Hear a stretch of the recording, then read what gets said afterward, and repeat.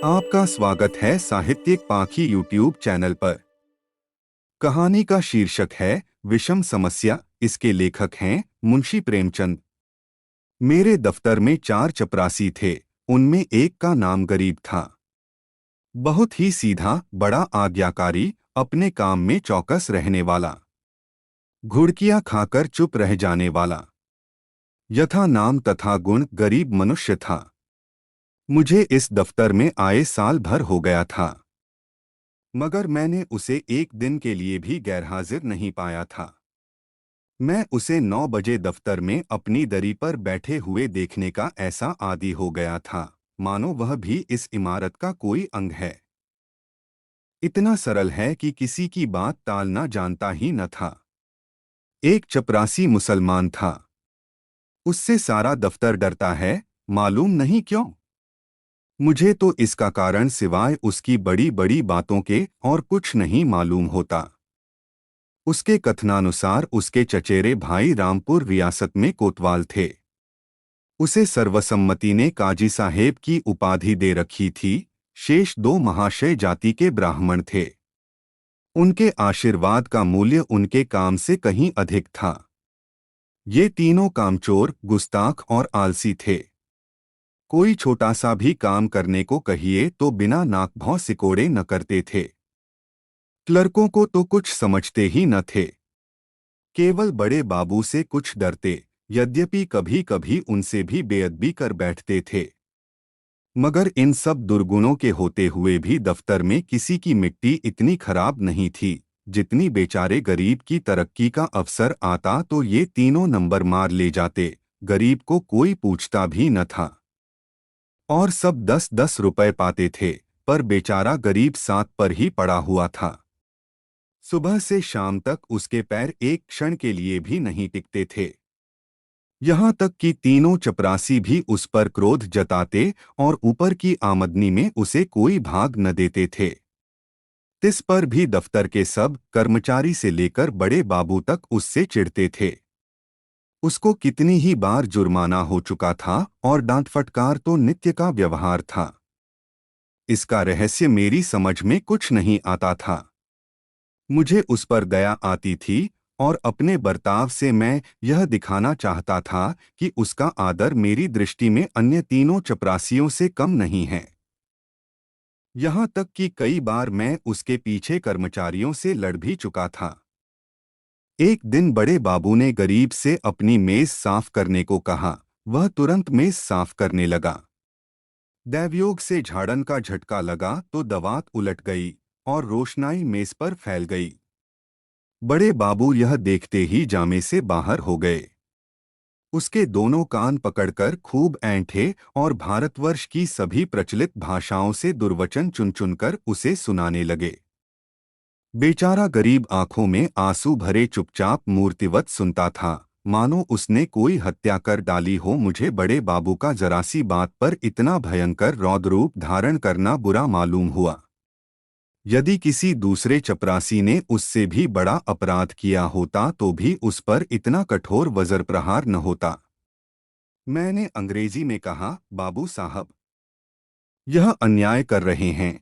उसने जानबूझकर तो रोशनाई गिराई नहीं। इसका इतना कड़ा दंड देना अनौचित्य की पराकाष्ठा है।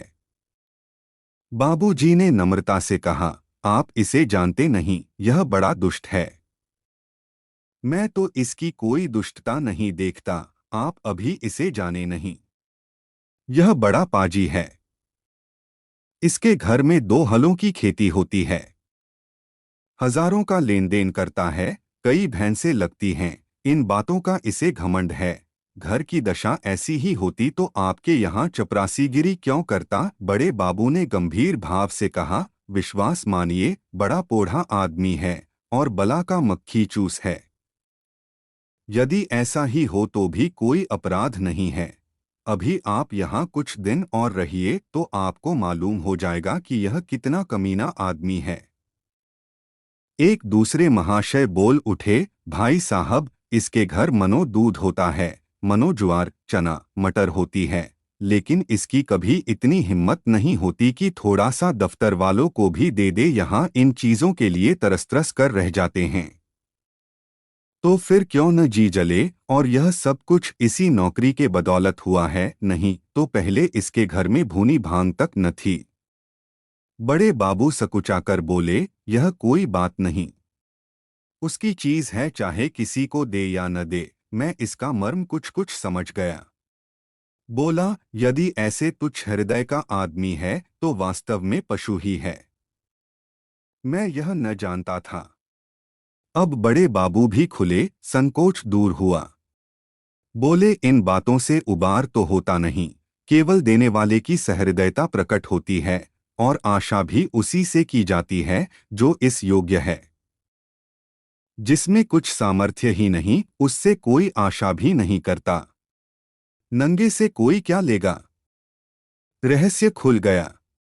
बड़े बाबू ने सरल भाव से सारी अवस्था दर्शा दी। समृद्धि के शत्रु सब होते हैं, छोटे ही नहीं बड़े भी। हमारी ससुराल या ननिहाल दरिद्र हो तो हम उससे कोई आशा नहीं रखते। कदाचित हम उसे भूल जाते हैं, किंतु वे सामर्थ्यवान होकर हमें न पूछें, हमारे यहाँ तीज और चौथ न भेजें तो हमारे कलेजे पर सांप लूटने लगता है। हम अपने किसी निर्धन मित्र के पास जाएं तो उसके एक बीड़े पान ही पर संतुष्ट हो जाते हैं। पर ऐसा कौन मनुष्य है जो किसी धनी मित्र के घर से बिना जलपान किए हुए लौटे और सदा के लिए उसका तिरस्कार न करने लगे। सुदामा कृष्ण के घर से यदि निराश लौटते तो कदाचित वे उनके शिशुपाल और जरासंध से भी बड़े शत्रु होते। कई दिन पीछे मैंने गरीब से पूछा, क्यों जी, तुम्हारे घर कुछ खेतीबाड़ी होती है? गरीब ने दीन भाव से कहा, हाँ सरकार, होती है। आपके 2 गुलाम हैं, वही करते हैं। मैंने पूछा, गायन भैंसे लगती हैं? हाँ हुजूर, 2 भैंसे लगती हैं। गाय अभी गाभिन है। आप लोगों की दया से पेट की रोटियां चल जाती हैं। दफ्तर के बाबू लोगों की भी कभी कुछ खातिर करते हो? गरीब ने दीनतापूर्ण आश्चर्य से कहा, हुजूर, मैं सरकार लोगों की क्या खातिर कर सकता हूँ? खेती में जौ, चना, मक्का, जुवार, घासपात के सिवाय और क्या होता है? आप लोग राजा हैं, यह मोटी झोटी चीजें किस मुंह से आपको भेंट करूं? जी डरता है कि कहीं कोई डांट न बैठे कि टके के आदमी की इतनी मजाक। इसी मारे बाबूजी कभी हियाव नहीं पड़ता। नहीं तो दूध दही की कौन बिसात थी। मुंह के लायक बीड़ा तो होना चाहिए। भला एक दिन कुछ लाके दो तो देखो लोग क्या कहते हैं। शहर में ये चीजें कहाँ मुयस्सर होती हैं। इन लोगों का जी भी तो कभी कभी मोटी झोटी चीजों पर चला करता है। जो सरकार कोई कुछ कहे तो कहीं साहब से शिकायत कर दें तो मैं कहीं का न रहूं, इसका मेरा जिम्मा है। तुम्हें कोई कुछ न कहेगा, कोई कुछ कहेगा भी तो मैं समझा दूंगा। हुजूर, आजकल तो मटर की फसल है और कोल्हू भी खड़े हो गए हैं। इसके सिवाय तो और कुछ भी नहीं है, बस तो यही चीजें लाओ। कुछ उल्टी सीधी पड़ी तो आप ही को संभालना पड़ेगा। दूसरे दिन गरीब आया तो उसके साथ 3 हृष्ट-पुष्ट युवक भी थे। 2 के सिरों पर 2 टोकरियां थीं। उनमें मटर की फलियां भरी हुई थीं। एक के सिर पर मटका था, जिसमें ऊख का रस था। तीनों युवक ऊख का एक एक गट्ठा कांख में दबाए हुए थे। गरीब आकर चुपके से बरामदे के सामने पेड़ के नीचे खड़ा हो गया। दफ्तर में उसे आने का साहस नहीं होता था, मानो कोई अपराधी है। वृक्ष के नीचे खड़ा ही था कि इतने में दफ्तर के चपरासियों और अन्य कर्मचारियों ने उसे घेर लिया। कोई ऊख लेकर चूसने लगा। कई आदमी टोकरों पर टूट पड़े। इतने में बड़े बाबू भी दफ्तर में आ पहुंचे। यह कौतुक देखकर उच्च स्वर से बोले, यह क्या भीड़ लगा रखी है? चलो अपना अपना काम देखो। मैंने जाकर उनके कान में कहा, गरीब अपने घर से यह सौगात लाया है, कुछ आप लीजिए, कुछ हम लोगों को बांट दीजिए। बड़े बाबू ने कृत्रिम क्रोध धारण करके कहा, क्यों गरीब, तुम यह चीजें यहाँ क्यों लाए? अभी लौटा ले जाओ, नहीं तो मैं अभी साहब से कह दूंगा। क्या हम लोगों को मरभुक समझ लिया? गरीब का रंग उड़ गया, थर थर कांपने लगा। मुंह से एक शब्द भी नहीं निकला। मेरी ओर अपराधी नेत्रों से ताकने लगा।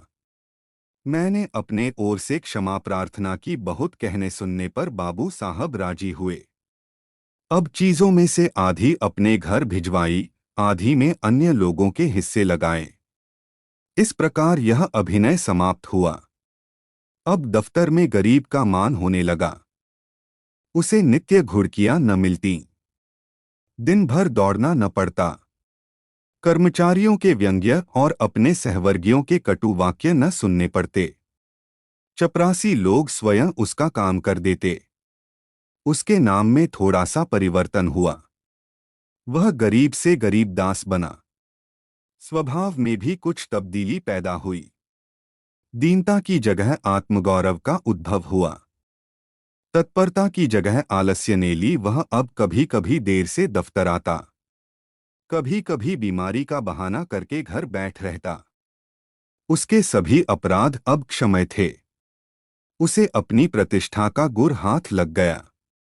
वह अब 10वें 5वें दिन दूध दही आदि लाकर बड़े बाबू को भेंट किया करता। वह देवता को संतुष्ट करना सीख गया।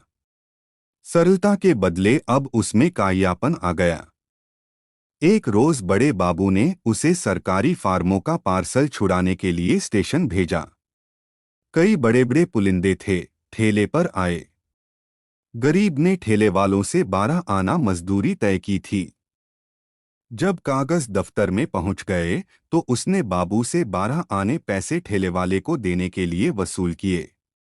लेकिन दफ्तर से कुछ दूर जाकर उसकी नीयत बदली, अपनी दस्तूरी मांगने लगा। ठेला वाला राजी न हुआ। इस पर गरीब ने बिगड़कर सब पैसे जेब में रख लिए और धमका कर बोला, अब एक फूटी कौड़ी न दूंगा, जाओ जहां चाहो फरियाद करो।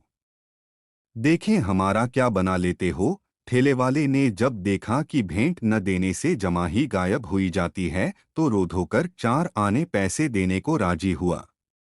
गरीब ने अठन्नी उसके हवाले की और 12 आने की रसीद लिखवाकर उसके अंगूठे का निशान लगवाए और रसीद दफ्तर में दाखिल हो गई। वह कौतूहल देखकर मैं दंग रह गया। यह वही गरीब है जो कई महीने पहले सत्यता और दीनता की मूर्ति था, जिसे कभी अन्य चपरासियों से भी अपने हिस्से की रकम मांगने का साहस न होता। दूसरों को खिलाना भी न जानता था। खाने की जिक्र ही क्या, मुझे यह स्वभावांतर देखकर अत्यंत खेद हुआ। इसका उत्तरदायित्व किसके सिर था? मेरे सिर। मैंने उसे धूर्तता का पहला पाठ पढ़ाया था। मेरे चित्त में प्रश्न उठा, इस कायापन से जो दूसरों का गला दबाता है, वह भोलापन क्या बुरा था जो दूसरों का अन्याय सह लेता था। वह अशुभ मुहूर्त था जब उसे मैंने प्रतिष्ठा प्राप्ति का मार्ग दिखाया, क्योंकि वास्तव में वह उसके पतन का भयंकर मार्ग था। मैंने बाह्य प्रतिष्ठा पर उसकी आत्म प्रतिष्ठा का बलिदान कर दिया।